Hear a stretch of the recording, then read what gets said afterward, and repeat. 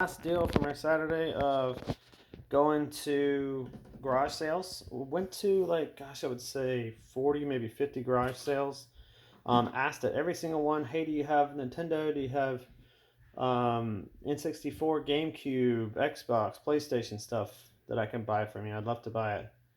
And I think I had a hit rate of 5%, if that, I think, of anybody having anything. But this lady here at this garage sale said, I do have a Game Boy if you'd be interested in doing that. I actually left and then came back because she was going to have to dig it out of her house somewhere. When I came back, she said she actually had two of them, but she was going to keep one. And she asked me how much I would pay. I told her, the truth is, I don't know exactly how much these are worth. I've never actually looked for one. I don't have one. I never did have one when I was a kid, so I'm definitely interested in buying it. She said, well, make me an offer. I was like, well, I don't think these go for a whole lot, to be honest with you. So how about $10?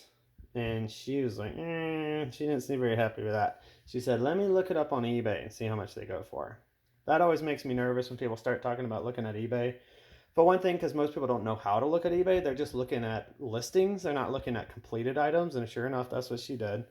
That's pretty typical. And I told her right away, hey, I'm not going to be able to pay eBay price. So, if that's what you're going to want, then this deal's just not going to work, which is fine with me. I have no pressure. So that's totally fine.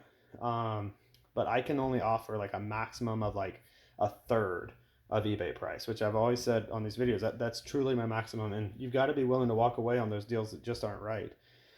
So she was looking and she's like, oh, well, I see one for $99. I see one for $150. And I'm thinking to myself, oh my goodness, I'm not going to pay anywhere close to that. So, she then was like, oh, well, here's one for 99 cents. And I was like, well, those are just, what people are asking, not completed.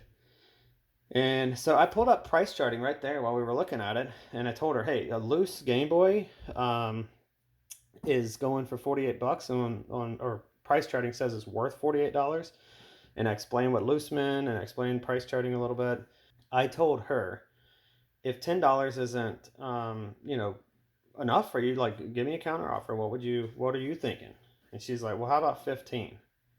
And I said, okay, no problem. I'll pay 15 because price charting is 48. So, that's right in my zone, slightly below 30%, or 33% anyway. So, I was happy with that.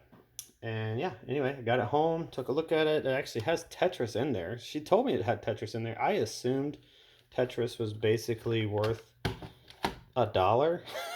I honestly did because I figured everyone had Tetris on Game Boy, right?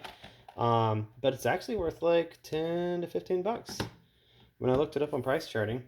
Anyway, the thing's in really great shape. I'm super happy with it. Now I got a Game Boy that I never had when I was a little kid. I'm super excited to play with it. And yeah, basically the two of them together are worth about 60 bucks, which means I paid about 25%. So super happy with it. Hopefully she's happy as well. I got a new Game Boy I can play with. She did kind of ask me, hey, are you going to keep this? Are you going to resell it? I told her I'll probably keep it since I don't have one. So I'll probably put an NFS or not for sale sticker on this and put it in my collection, so that, down the road, if I do start selling more stuff, I'll remember that one was one that I had mentioned I would keep. So anyway, another good deal.